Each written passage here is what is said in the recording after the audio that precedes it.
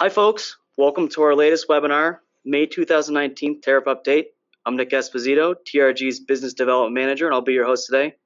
Presenting with me today is Greg Cummings, Managing Partner of Strix and Licensed Customs Broker. Many of you will recognize him from the previous tariff webinars. This webinar is being presented by both Strix and TRG. We're located in the heart of downtown Bozeman. If you're ever in town, don't forget to stop by our shared office space on the second floor of the historic Rocking Our Bar building. Both companies operate on a direct importer business model that is unique to the international trade community. As an important disclaimer, the information presented in this webinar is for information purposes only and is not intended and does not constitute legal advice.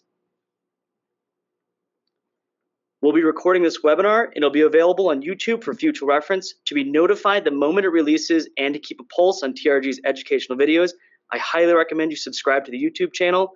There should be a link in the chat box right now. If you have any questions during the presentation, submit them via the questions section of the webinar interface. We'll review the questions and either answer them at the end of the webinar or shortly afterwards. Any additional questions can be sent to us at our emails. There'll be a slide at the end of the presentation. And now let's hand it over to Greg to kick off the webinar. All right, thank you, Nick. We've got a number of important topics today, of course, that are in the news. We're going to talk a little bit about the current state of tariffs, potential Section 301 action against the EU, current negotiations with China, and List 1 exclusions as they've been coming out for Section 301. So what's our current state of affairs? I think this about sums it up. Things just when you think they're going to get calm and they're going to change, they catch fire again, spontaneously combust. So we're all staying tuned to the current state of Twitter in the middle of the night to see just how our world is going to be affected the next day. You know, it used to be you'd tell people you were in the import business and you'd get kind of a yawn, sigh, and they'd kind of slink away to the bar.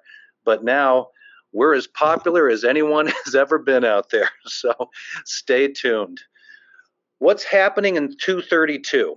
Well, if you went home Friday night and sat down for dinner, you found out very quickly that it was changing. And as of Monday morning, Canada and Mexico were removed from 232 sanctions. And what's been going on there has been some very important negotiations as far as the free trade agreement, now called the USMCA. And it's been a very, very important sticking point for both Canada and Mexico to have these restrictions removed in order for that free trade agreement to move forward. So somewhat out of the blue, we know there's been a lot of negotiations going on, but all of a sudden, they are no longer subject to 232. So that's hopefully meeting an important requirement that they have to move that trade agreement forward, and we'll be, of course, staying close to that news to see how quickly that can be arrived at. Also part of 232 are the ongoing review, if you will, on autos and auto parts. So very important piece of business to a lot of our clients out there today. And this investigation goes back an entire year. It was begun in May of 2018. And in February of this year, the DOC did report their findings to the president. On May 17th, just this week, can't even keep track anymore, that decision was delayed for another 180 days. So next 6 months, we've got a little reprieve.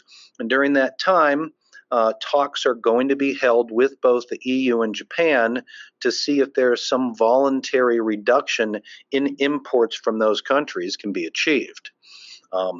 But if we want to understand where this direction is probably going, we take a look at what the DOC's determinations were, and what they showed and what they found was expected, that our share of the domestic and global markets has fallen sharply in recent decades.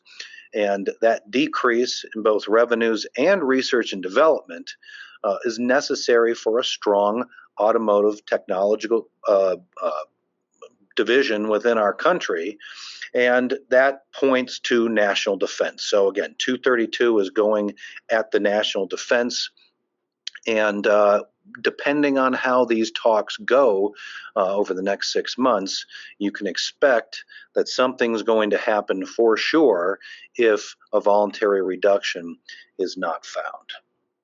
Now, let's talk about Section 301. Section 301 has originally been China related. We'll talk a minute about the origins of 301, but today we have lists 1, 2, and 3 for China. Lists 1 and 2 have been 25%. They've been in effect for over a year, or close to a year.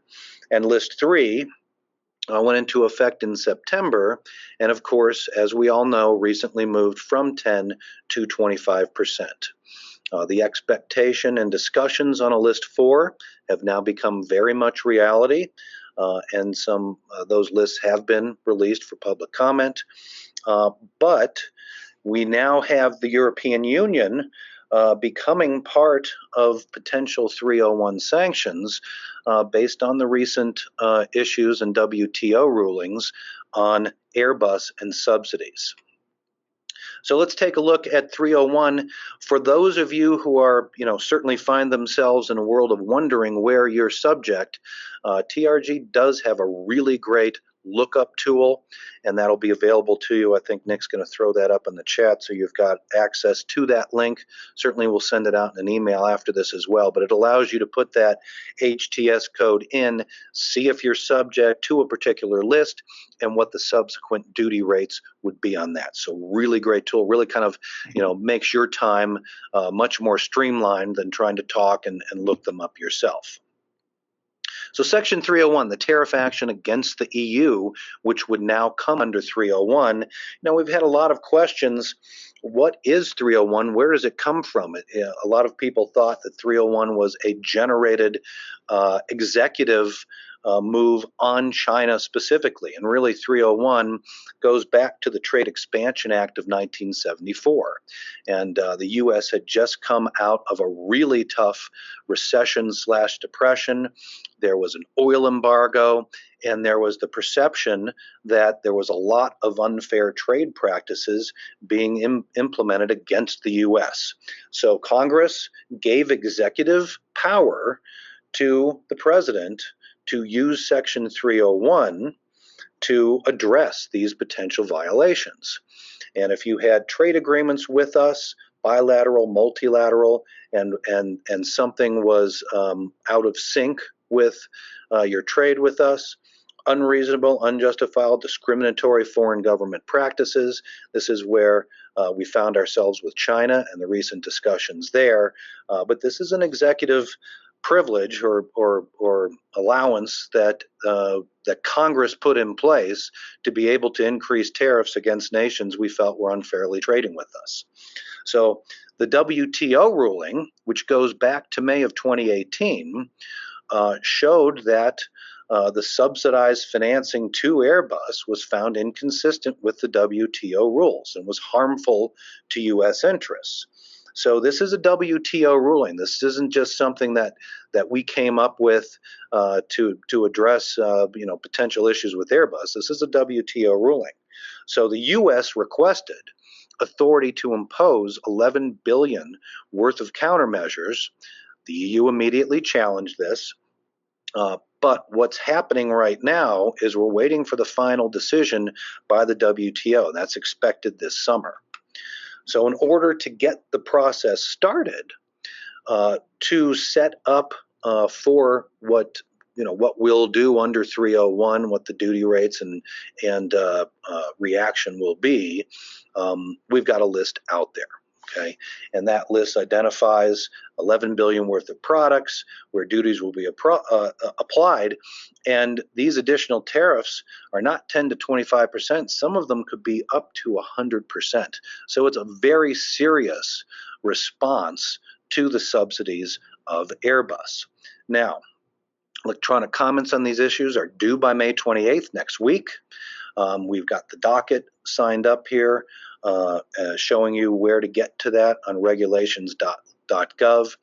We also have an EU tool, so you can take a look at whether or not your tariff codes potentially fall under an EU potential 301, and that will be available in a post email from us as well. As expected, the EU is preparing retaliation, and they've got their own list out there. What's interesting is, this all started with perceptions of subsidies being given to Airbus. Now, the EU has their own view that the US is providing subsidies to Boeing. So they're going to provide a tariff response, if you will, up to 100%. But of course, as happens in a tariff war, we quickly leave the specific industries that we're involved in, and you've got everything from fish, cheese, agricultural goods, vegetables, wine, everything else is going to become part of this war. So not just imports from the EU, but expected those of you who are involved in exports to the EU will become subject to their response. So not likely to be a very positive outcome there. So let's talk about 301 as it relates to China. On May 10th, when the talks broke down, and we could probably have a webinar on what happened there, but essentially the U.S. was prepared to sign a deal which they believed they had a very straightforward framework for, and when China showed up, they had removed most of the important items and said, you have to trust us, it'll take some time, but we'll get these things in place over time, and we're all smiles, and isn't this going to be great? And of course, that broke the talks down almost immediately. So we find ourselves moving to 25%, as well as adding an additional list 4. And one of the important things we'll discuss here is those of you who did have goods on the water, how to respond if you can get those goods to arrive here prior to June 1st. The goods will still be reported under the HTS codes ending in 8803 and 8804. And for those of you who are wondering about 8804, this was thrown out there to actually cover exclusions from list 3. So if you were on list 3 but had an exclusion, you would use the 04 tariff code to not be subject to those duties. What we found is that now everything that was currently available for exclusion under the 0499 ending in 04 tariff code was now completely in completion added to the new potential list 4. So we'll have to wait and see, of course, when that's implemented, but it's likely that using the 99 03 8804 will be what will be used for list 4. And so goods entered for consumption or withdrawn from warehouse on or after 1201 on May 10th are now subject to 25% duties. Talking specifically about goods on the water, and this was a really nice give to the industry, and one I think we can all feel somewhat good about in a tough environment. But if you're an importer out there and you went to market, you bought goods with the expectation of a 10% tariff, and all of a sudden, very quickly, the tariffs change, you could have been subject to contractual arrangements which would have turned those deals upside down. So it's been a very nice give to at least allow for goods on the water prior to May 10th, arriving before June 1st, to continue to be subject to only the 10% tariff. So thankfully, Customs, of course, who had to respond to the USTR ruling, had nothing in place to do that, so we had to wait a day or two for them to come out with the 99 ending in 09 tariff, which allows for those goods to remain at the 10% rate. Now, something really important here, because everyone tries to beat the system where they can, and it's important to note that let's say your goods are going to arrive on Monday the 3rd of June, but you're going to make your entry on June 1st because you want to be subject, use the 09 and be subject to the 10% tariff. What's going to happen is the customs system will take your estimated entry date and they will update it based on the conveyance of arrival.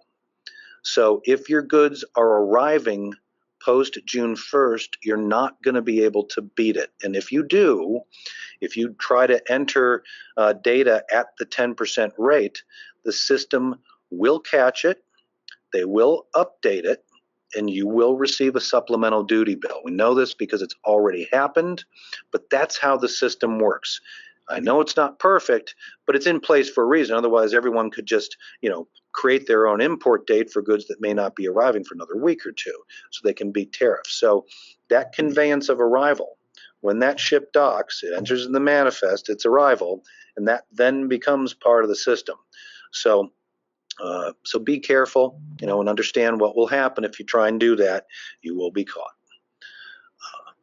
All right, the List 3 exclusion process. We've had a lot of people asking about this, and we still have yet to get an official notice on List 3 exclusions, but we expect that process is going to follow the same procedures we've seen for rounds 1 and 2 and List 1 and 2. Okay, so we've covered this in some previous webinars, but we don't expect that to be different. Also, on the other side, a lot of questions we have are when is this thing going to end? And when you start to see exclusion processes be rolled out, first of all, exclusion processes aren't fast, and we'll go over that in a minute so you can see what's been going on with List 1 and 2 so far. But China has also produced their own exclusion process. So it really tells us that China is not looking to perhaps get to a remedy anytime soon, if at all. And we can, I think, be assured we've got another year and a half of this via the same, the current administration. But China doesn't seem to be coming to the table quickly. They've decided to take a long view on this, and so I don't think we're going to see remedies quickly. Now, I would love to be wrong. And when 232 ended very quickly for Canada and Mexico, if things have happened fast, things can unhappen fast. So we'll continue to hope for the best, but it really looks like both sides are hunkering down. So May 14th, USTR announced preliminary list for List 4.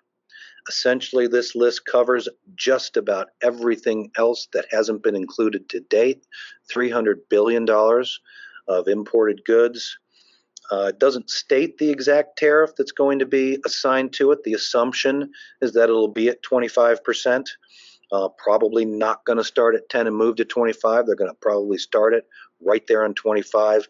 And it includes everything from toys, apparel, home goods, shoes. Nike's unhappy, electronics, Apple's unhappy.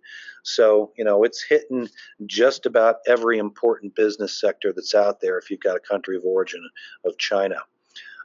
Now, what's really important, there is a time period now when you can file requests to be excluded. And the due dates and the process for doing this, we want to go through, because now the time to do this is now. If you want to wait and enter into the exclusion process, you're going to see that those dates are not exactly short. And you're going to be stuck paying duties for a long time while you wait and hope to get through the exclusion process. So get on this now if you can. The first date is June 10th. That's for filing a request to appear, a summary of the expected testimony that's going to occur at the public hearing. June 17th is the due date for electronic submission of your actual written comments, okay? I'm going to tell you, get it done earlier than that if you can, because on June 17th, the committee is going to convene public hearing for U.S. International Trade Commission, and the due date for the submission of the post-hearing rebuttal comments is going to happen within 7 days. So if you want to have an impact right off the bat, get on top of this. So the comments, the specifics, to put this together, get the specific tariff subheadings that are going to be subject to the increased duties, including whether your subheadings are listed in the annex, should be retained or removed, or whether or not those subheadings are currently on the list or should be added. Okay, the level of the increase in the rate of duty and the appropriate aggregate level of trade that's going to be covered by the additional duties. When you're commenting on the inclusion or removal of particular, and for those of you who are wondering about the semantics I'm using, you can make comments on including. Okay, if you are a U.S. company that you believe you're being harmed by China and Chinese production, you would ask for certain duty rates or certain HTS to be included. You know, those most of us I think on the call are looking to get them removed, but the public comment allows it to go both ways. So when you set up for your comments, you must set out specifically whether imposing increased duties on a particular product would be practicable or effective to obtain the elimination of Chinese acts and policies and practice. Okay, is what the USTR doing gonna be effective for the products that you're involved with, and whether imposing additional duties on a particular product would cause disproportionate economic harm to U.S. interests, including small, medium-sized businesses. Okay, so okay, we're doing this for a reason. We're doing this to try to get China to come to the table and take away some of their unfair trade practices. If in doing this, are we going to disproportionately harm U.S. business, your businesses, and the people that you are serving? Okay, you want to be able to demonstrate that, demonstrate it clearly. Okay, very important. Here's how you submit the comments. And again, you're going to get an email with this presentation, so you don't have to feverishly write this down right now. But you're going to go to the regulations.gov page, enter the docket number, and click Comment Now. Okay, your submissions have to be in English and sent electronically through the regulations.gov website. Regulations.gov will allow your users to submit the comments by filling in the comment field, or you can attach a document using an upload file field. Okay, and you're going to see this when you get in there. It's pretty straightforward.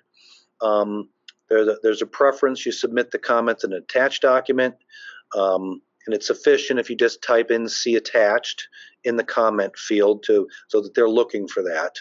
And they would prefer the submissions to be in Microsoft Word or a searchable Adobe PDF. Okay, so let's make it easy on them. Do what's preferred and do it in a comprehensive manner, so hopefully you can get heard. Now, the speed at which tariffs travel.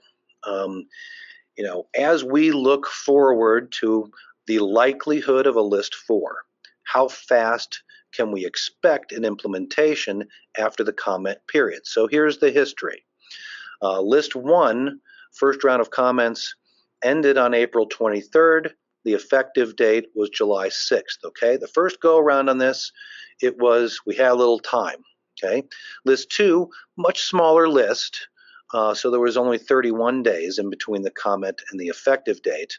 And List 3, much larger list, the largest list to date. First round of comments ended on August 13th, and we had 42 days till implementation there. So expect something between the 30 and 45 day range if history is the same. List 4 will be larger than even List 3. And as we all remember, when we went through this last fall, there was a rush to beat List 4. So you can expect the same this time. And we all know how tough it was to get containers and get things moving. So start now, get the goods moving now. Take a look, see if you're on List 4, and make sure that if you are planning, and you're planning now. Also, as we've said in the past, What are your contractual agreements with your suppliers, with your manufacturers?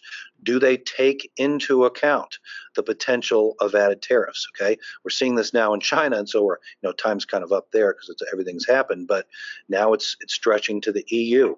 If auto parts come about, will that stretch between Japan and the EU? So, be smart with your contractual arrangements. Put a clause in there that if there is a move to increase tariff rates, that your pricing will move in line with those rates.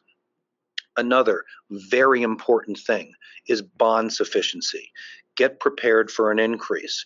We've got a dual hit that's happening now. We've got both list 3 going to 25% from 10, and we have a new list 4 that's likely going to come out and probably start at 25%. So we saw a huge impact when especially list 3 came out. So any increase to the duty rate that you owe CBP is going to have a large impact on the sufficiency of your bond, especially if you started at 0, then moved to 10. And if most of your business comes with a country of origin of China, it's going to be a big deal. So you got to keep a close eye on that. Contact your bond provider if necessary, so you can get an idea what to expect. Because if your bond is deemed insufficient by customs, you're not going to be able to import, or there might be a delay in being an import. You don't want to have to get single entry bonds and stack those up just to get your goods moving. Here's what we've seen, the impact on bond sufficiencies and the increases that have happened as the lists have rolled out. Okay. Started off kind of small with list 1 and 2 because they were not as comprehensive as list 3. Once list 3 came out, tons of insufficiencies came out of customs, and a lot of people had to increase their bonds. So things have been kind of quiet for a while, but now that list 3 is moving to 25% and list 4 is on the way, take a very close look at what you bring in. Take a look at what your experience has been tariff-wise, not even for the past year, but really for the last 3 months, for 2019 in particular, because that's going to tell you and show you how to annualize what the likely impact is, then add in the additional 15% if your goods are on list 4 and also, or list 3, and also take a look at how you're likely to be impacted by list 4. If we could do an entire webinar on bond sufficiency as well. The good news is there's a great YouTube out there that TRG has put out, talks to you about what bond sufficiency is, how tariffs impact it, and what will happen to your customs bond if it is insufficient. Very important. What's stacking liability on a customs bond? Okay, understand that, because in this dynamic environment, going from 10 to 25% means you may have a bond in place. If you put that bond in place at the beginning of the year and have any entries on it, then that entire bond is viewed by the surety to be at risk. So if you receive an insufficiency notice, you must now increase your bond amount, essentially put a new bond in place that will add and stack that liability within a 1-year period. Bonds that exceed $100,000 in value are likely to be reviewed and underwritten because it's a greater risk. And believe me, surety is surety is the next group of our supply chain that's going nuts right now, because you've got essentially $800 billion of that now has 25% liability to them, potential total liability. It's a lot of liability. They are very edgy. Underwriting standards are increasing. They will look very closely at your financial wherewithal to be able to pay all of your duties now in this new environment, and most importantly, to be able to support the bond amount that they have outstanding with you. So in some cases, if you're not deemed to be financially strong enough, they'll ask for collateral. be prepared. In the worst case scenario, if collateral is asked of you, already have that discussion with your banking. Understand what you would need to put in place and how quickly you could do that, because if they deem your bond insufficient and it's required collateral, that just doesn't happen in a couple of days. Banks don't move quickly, and they certainly don't understand our industry as well as they need to. So it could take a week or two, at which point you could find yourself without a bond bringing in product. So take a look at that. Another important part to the bond sufficiency and how liability stacks up is your liquidation. And we've been putting this up there and keeping a very close eye on this as the different lists have come out, because how long it takes for your entry to liquidate is part and parcel to the risk that the surety maintains on that. So if we can see a trend where liquidations are happening more quickly, it's a good thing. And here's what we saw. Prior to the lists coming out, you had your normal liquidation day, 327 days. As the lists have come out, thankfully, we've begun to see a shorter number of days to liquidation. Now, I can't tell you that this is communication that has come out of customs, that they have made this a priority and something that they're doing. This is just what we're experiencing. So we're letting you know that. Hopefully that is helpful to us, and hopefully that continues, and they liquidate our entries more quickly.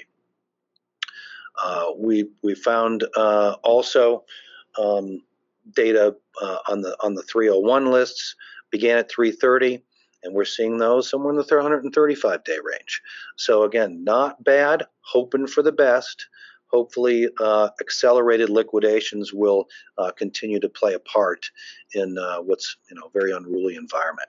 So what's next? Of course, everyone's asking us that. Well, hey, what's going on, Greg? What are things going to end soon? No, they're not going to end soon. Both sides have moved from negotiation to really not having any talks scheduled right now. China in particular is moving towards a much more aggressive stance with us. They're putting up their dukes. And when you take a look at some of the rhetoric that's happening within Chinese media, they've been very careful not to include the words trade war. Okay, recently that's changed, and we're starting to see that very much become an internal communication to their country. Hey, the U.S. is bad. They're treating us poorly. There's a trade war on. I think they had a karaoke song out this week which went viral. So they're digging in their heels for what appears to be a long fight. And there's a lot of pundits out there that have talked about what really was happening with, especially once List 3 came out. Was the Chinese negotiation tactic nothing more than just trying to draw out the current administration as long as they could, because they never had an intent of changing their laws internally? We'll probably never know, but that's some of the information that's coming out these days. You have U.S. recent blacklisting of HUAWEI. That began actually from an entirely different direction based on sanctions with Iran. And it was deemed that the particular HUAWEI executive who's in custody in Canada was doing some end-around banking to Iran to sidestep the sanctions. So that was the original reason for her to be taken into custody and have a warrant out for her arrest. The rest of the issue with HUAWEI is with their 5G network, and the fact that they believe that it's a straight shot to the Chinese government to eavesdrop and steal secrets from us. So HUAWEI is being hit very hard right now. The original issue that came out on Friday was kind of put on hold for about 90 days, but you can expect after 90 days that we're going to go back to barring U.S. companies from doing business with Huawei. So it's a big deal. Everyone from Apple to our chip companies do a lot of business with them, and that's kind of the reason. You know, we want to hurt them and keep them from being able to produce in the way they have in order to get some relief. So lots of, again, pundits out there talking about how much they rely on us for technology, and you know, what does it mean for us to challenge China, one of China's most successful companies? Talks have stalled. You know, there's been talk about talks, but China doesn't seem to be in a rush to restart them. China invited a U.S. delegation to Beijing. Steve Mnuchin is open to the offer. No schedule is set, but it's you know, they are coming from the position that they're being held hostage by us, and therefore they don't want to continue serious trade negotiations under that kind of scenario. So it's tough to say what's going to break that. Potential good news, although not many people are feeling like this is going to really amount to anything, but the G20 is coming up next month. Both President Xi and President Trump will, of course, be there. I believe it's held in Japan this year. And no doubt they're going to sit down and do something, try something, but that's kind of the next expectation on when we're going to see any talk. So in the meantime, you know, likely List 4 is going to move through the comment period and start to have an effective date. So unless real concrete things are discussed at the G20, and there's a positive outcome from that, I think we can expect things to move forward as they've been rolling out right now. So, you know, we talked a little bit about exclusions, and we want to make sure that everyone takes the comment period for List 4 very seriously and gets involved early, because exclusions are somewhat few and far between, and they also take a long time to happen. So we're still looking at List 1 exclusions. There were 10,000 requests, 6,000 denied, but 1,900 have been granted. So out of List 1, there was a fair number, almost 20%, that were granted. So there's still some being reviewed out there, but we're talking about a list that began well over a year ago. Okay, so lots of time involved. The different dates for exclusions and the addition to that list: December 28th, March 25th of this year, April 18th for round 3 on List 1 exclusions, and May 9th for round 4. So they're available if your product fits the product description, regardless of the importer. So if an exclusion is granted under an HTS, it's not specific to you, the importer, it's for everybody. So, you know, kind of like crowdsourcing. One person does something well, and we all get to benefit from it.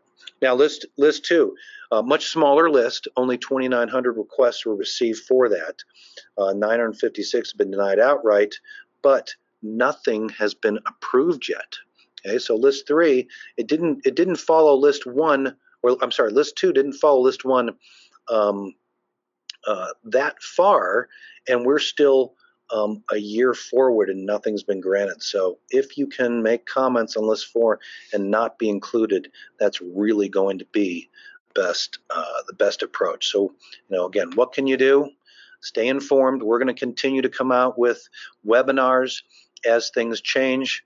We can't, you know, things change so fast, we can't hit them all. So we'll try to be inclusive of everything that happens, you know, but stick to, as I'm sure many of you are, the different news sources that are providing us USTR directly with the government as well.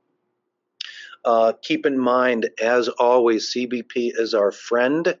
We are in partnership with them.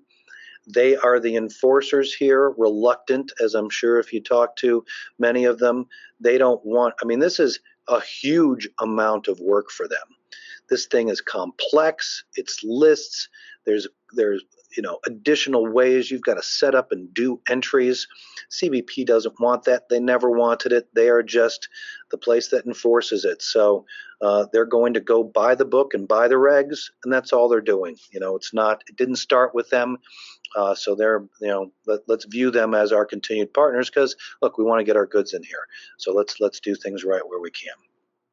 If you've got specific items or questions, complexities that you want to discuss with us directly, you can give my team a call. Of course, Strix is a customs broker as well as a self-filing software provider, so we cover a lot of ground there, and we can help you on an individual basis if you've got some things that that you can't get to yourself. More tariff questions, send them through to Trade Risk Guaranty. We've got a resources link there. Again, this will come out, of course, in the follow-up email today. And kind of a follow-up. We covered kind of everything we think is in the current news list. Hopefully that won't change too much over the weekend. Who knows? But we want to hit a couple of questions that were coming through to us, and I think this is one that's interesting and kind of reflects the sentiment out there. The president keeps saying that these tariffs are hurting China. As I see it, we are the importers, and we're paying the tariffs. So how does this hurt China? And I think that's well said semantically, because when we see a tweet or we see a soundbite, see the president saying, "Well, hey, China's paying for it. They're like they're paying the tariffs." Now, there's a bit of complexity to that, and there is a bit of that going on. One of the things that they did do was they devalued their currency by almost 8%, especially when List 3 came out. So it was deemed that devaluation covered a bit of that cost. We've also seen quite a bit of manufacturer participation in lowering of prices to cover that. Now, does that mean they're actually paying for it? Well, it means that they're absorbing it somewhat. But at the end of the day, when the goods come in, it is you, the importer, paying that tariff. What the administration's trying to do is to actually see a reduction in imports of these goods and items, so China's economy suffers. And they have to face their people for jobs, and they don't want to see their companies moving to other countries that are not subject to this. And they're seeing a lot of that too. They're also seeing a changing in sourcing. So you as importers, probably the first thing you did was you went out and you said, okay, well, if I can't get it from China, where can I get it? Where I'm not subject to these duties. And so, yeah, it is hurting China. I mean, we saw a 25% reduction in List 3 items import-wise moving into the first quarter of this year. It's having an impact. There's no doubt it is. But they're likely not paying for it. What we will probably see is List 3 items as they roll up to 25. List 4 items, if they begin at 25, you and I are going to pay a higher price. It's going to happen at the retail level because you as importers have to pass that on. So I think there's going to be pain in a lot of areas. I had another question. What is if you've got a lot of exposure to 3 and potentially List 4, what can I do? Where can I get to a database where I can see if I'm subject or not? And we covered a couple of times today tools that are available through TRG for you to simply type in your HTS and see if you're subject to a list. So it's a really great, quick way to do that. And we would suggest start doing that as early as possible so you can fully understand what the impact's going to be to you from a landed cost point of view. You want to know that as early as you can, because pricing to your suppliers here, the people you're selling to here, could be greatly affected. If you come out and you throw the entire 25 on the cost, what's going to happen? What's going to happen to your orders? Are they going to be the same volume or are they going to reduce? You want to know that as soon as possible. The elasticity of pricing out there is going to be greatly tested here. Thanks again for joining, and we'll talk to you again soon. Any questions, reach out to Greg or I. You can reach Greg at inquiry@stricksmart.com or myself at nick.esposito@traderiskguaranty.com. Thanks again.